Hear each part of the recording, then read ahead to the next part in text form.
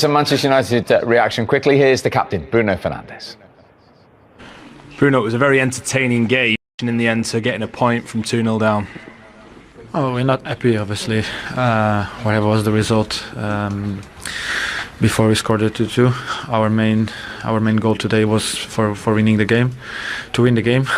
We didn't. We get 1 point. Obviously, it was really frustrating because we start really bad the first half and start really bad the second half, conceding 2 goals in the first few minutes.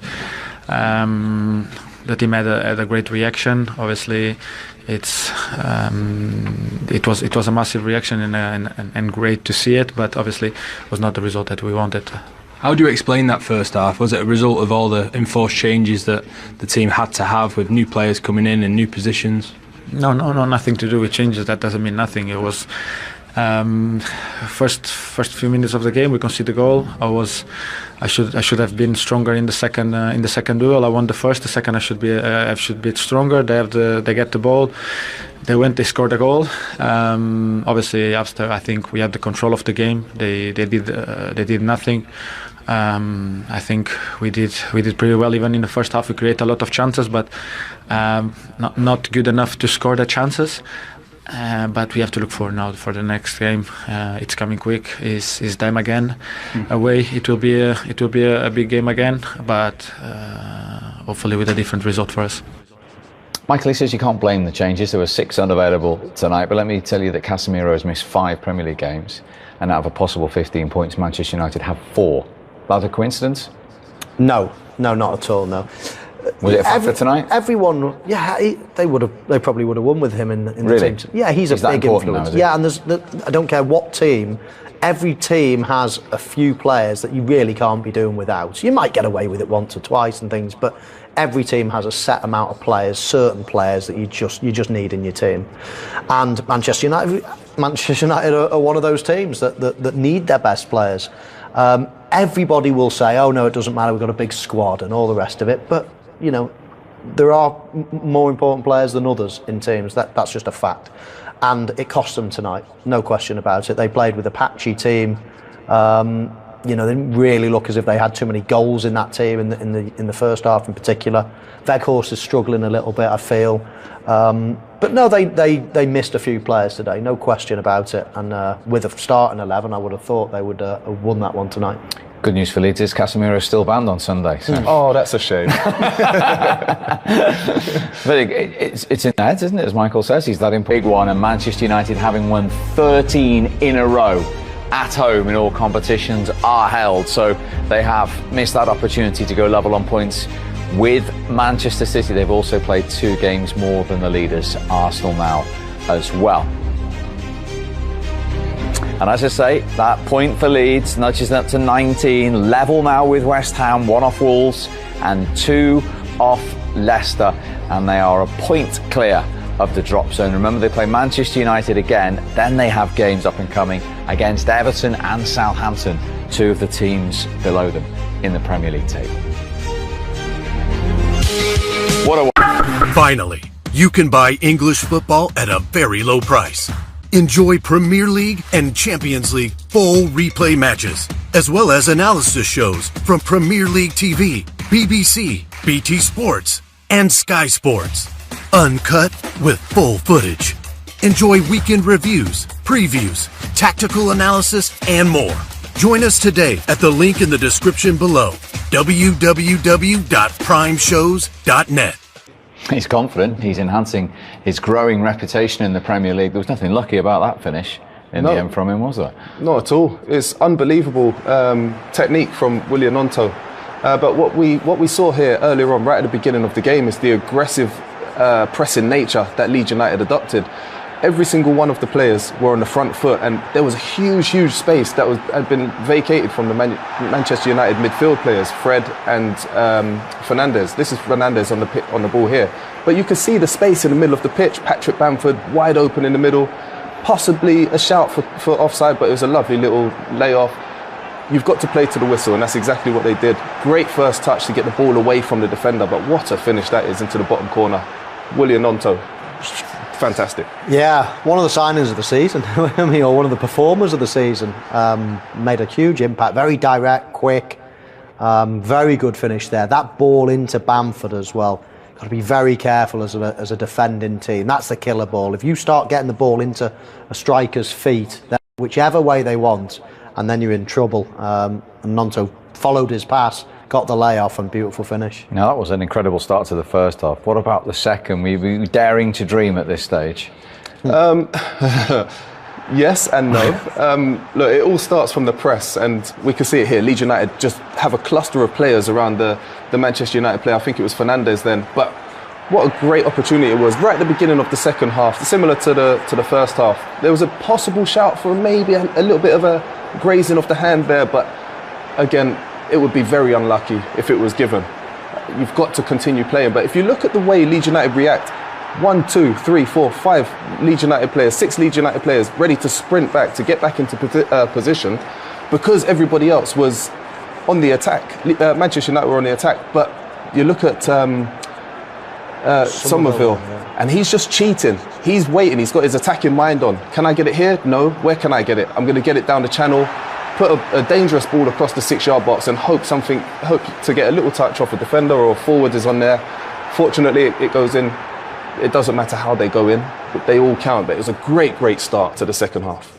Yeah, Somerville's little position there was quite funny, wasn't it? Because we're looking at it thinking, yeah, we probably wouldn't have ran back either. No chance. All of the Leeds players preventing the counter-attack. They're all about to sprint back. And all of a sudden, he just stops, doesn't he? He thinks, do you know what? They're not in control possession here. If the ball ricochets to one of our players, we'll get it. And that's exactly what happened. And all of a sudden, he made the difference.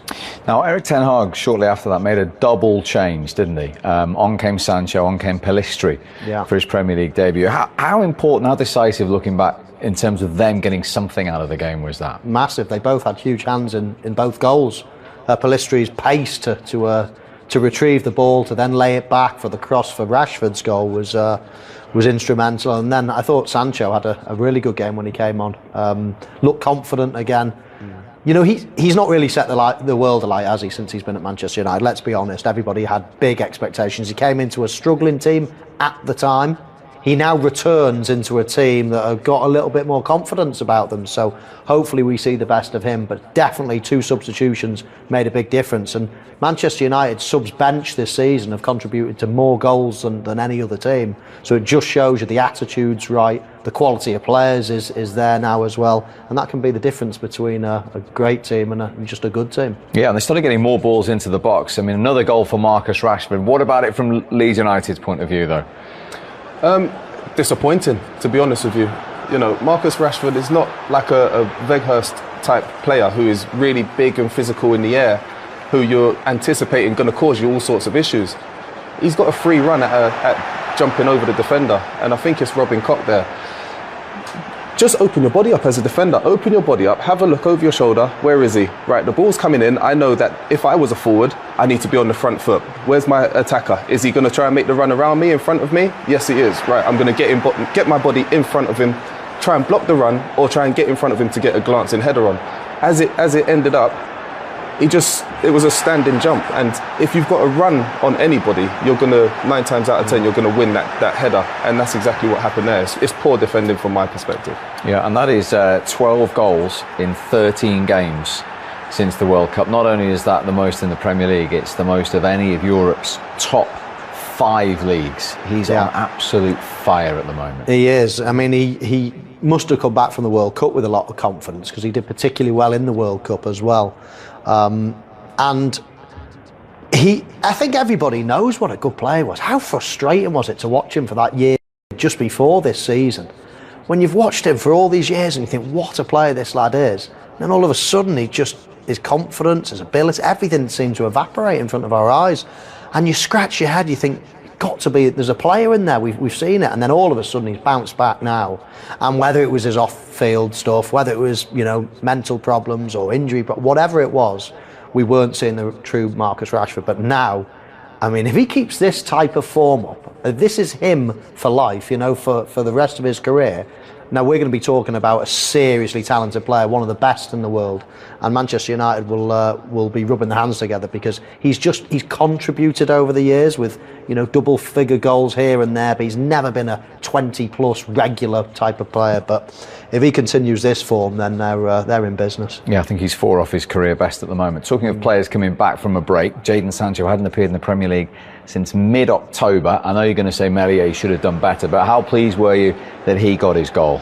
Yeah, I thought he did particularly well. This is a great play from both Shaw and Sancho. A great combination play, and eventually lands at Sancho's feet, and he digs it out really. He gets a little bit fortunate because his first touch actually bounces off his other knee, and all of a sudden it sort of leads into his path, and then he digs one out from under his feet a little bit. And as you say, goalkeeper should have saved it, but what that will do for his confidence, you couldn't put a price on that. Because if this lad starts getting confident, I do think he looks like a confidence player. You see there the little bounce off his knee, which might have been a little bit lucky, and goalkeeper might have been unsighted, but I thought he should have saved it. But he saved Leeds a lot of times, including tonight, Meslier. Look, it's one moment. We've seen that many times with many different goalkeepers from lots of different teams. It is frustrating, especially because of the situation Leeds were in. Excuse me. The situation Leeds were in at the time, being 2-1 up. However, sometimes when you're blindsided, it takes you a little bit longer to react to get the ball away. Unfortunately for Leeds United, he was blindsided a little bit. I still think he should have done a bit better. But look, for Jadon Sancho, it's fantastic. To see him coming back after all of the troubles that he's been having off the pitch is incredible. I'm happy for him. Yeah, he got 5 goals all of last season. He's got 4 now under Eric Ten Hag. He's had half an hour and he's made an impact, which is all the manager asks when you go on in this situation. Absolutely. You've got to look at the positives. I mean, if I was looking at the negatives, I'd say, right, well, you're 2-0 down, you come on as sub, you get a free punch, don't you? It's a win-win situation. Yeah, if you've been involved, but he hasn't been since October. No, absolutely. But this is the perfect time to come on, Steve. No question about it. To build his confidence back up. You're 2-0 down, you can only make a big impression. You've got energy, you're playing against players that are probably so tired after getting to this position 2-0 ahead against Manchester United. They need to put a lot of energy into that. So that's looking at it from a negative point of view. From a positive point of view, this will do him so much confidence. Beating players, scoring a goal, having a big influence on getting back into the game. And Jadon Sancho, we've seen it before, most of it of course in Germany, but in the Premier League, that's the acid test, and I think he's good enough. I think he can make a big impression. I think he can have a great career, but it's been a stuttering start. But I go back to that point I made before. I think the difference is these wide attacking players that need to feel loved, that need to feel confident. When you come into a team that's really struggling, I don't care if you're on a high, if the other 10 players are are struggling at the time, it's so hard to make an impression. Now he comes back into a Manchester United team that are confident, that are playing well, and I think that could be the making of him. And of course, Manchester United face Leeds again on Sunday. Leeds, who started the week with Jesse Marsch as their manager. Michael Skabala only joined the club in the summer. He was the under-21 boss. He was thrust into the spotlight today. He was 2-0 up and he's drawn 2-2. And here's what he thinks of it. Finally, you can buy English football at a very low price. Enjoy Premier League and Champions League full replay matches, as well as analysis shows from Premier League TV, BBC, BT Sports, and Sky Sports. Uncut with full footage. Enjoy weekend reviews, previews, tactical analysis, and more. Join us today at the link in the description below, www.primeshows.net. Michael, a 2-2 draw at Old Trafford. Tell us how you regard this result. It's a tough place to come. They haven't lost in the 13 games in all competitions. We know it's a tough place to come. They're a good team. We know they're a good team. I'm really proud. I'm really proud of the performance of the players. They worked really hard. In a way, I'm disappointed not to win the game. I thought we did enough to win the game, but no, I'm really proud. You made a really fast, really energetic start to both halves. How much emphasis was placed on that? A lot, if I'm being honest. A lot of emphasis to be aggressive and not be passive. And I thought they did that really well. If you are to steer clear of trouble at the end of this season, how pivotal a role do you feel Gnonto could play? I think he's pivotal to the team, and I think everybody's pivotal to the team. We're a team, we stick together, and I think what's really pleasing about today is they stuck to the plan as a team, and everybody needed to bring their own individual quality and their own individual personality on the game, and I think they all did that well. Weston McKennie and Tyler Adams in midfield as well. What about their contribution? I thought they were good. They were strong. And what I was really pleased with when we got 2 yellow cards, it was, tricky for them to still manage the game. I thought professionally they saw the game out really well in there in midfield. Yeah, and those saves you were talking about of Melis, have a look at a couple of them because they were at important stages of the game as well. Yeah, they absolutely were. His stature, his size and his ability and agility are things that keep him in the game, that have kept Leeds United in the game many, many times, and you have to, without him being in the goal, we're talking about Leeds possibly being bottom of the league. There's been multiple moments where Leeds United should be behind, but he just gets a little fingertip around the corner, or his mere presence, like this one here. Fantastic. I actually thought Varane was going to score that. He got a great jump on Luke Ayling. That he had to get up and react as quickly as he did to keep him out. It's fantastic, but that in itself is worth a couple of points. Without that, Leeds will be walking out of Old Trafford without a point. Yeah, absolutely. I mean, I've been impressed with him for some time.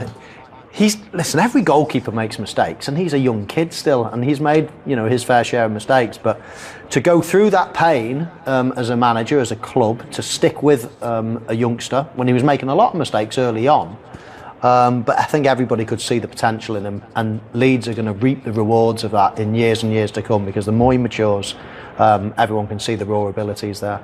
Leeds hit the post at 2-1. Aronson, I know you want to point out Fred roll in the wall. I couldn't believe it. I couldn't believe this wall. I mean, yeah, it was just, look at this, the way they split. 19 and 10. Varane and Rashford, they just split. The ball goes low, right through the middle. It doesn't go over the wall at all. It just goes right. If that goes in, that is look at that. And they both turn away. Pull away from it as well. That's criminal. I mean, if that goes in, there is serious words being had after. I mean, you simply cannot do that. You need to be big and brave and bold in a wall, and to sort of turn your back and split and everything that you cannot do, they did there. They got away with it. They better look at that and think, wow, that's pretty embarrassing. We can't do that again. The whole point of being in a wall is to stop the ball from going in, and they've jumped away from it. Both of them jumped away from it, and all right. There's an argument that Marcus Rashford maybe shouldn't be used to that sort of situation, but Varane, there's no excuse for Varane. He's a defender. He should be trying to get his body in the way, get his face hit by the ball. Stop the ball going in the back of the net by any means necessary. He didn't. It was very unlucky from Aronson, though. Let's get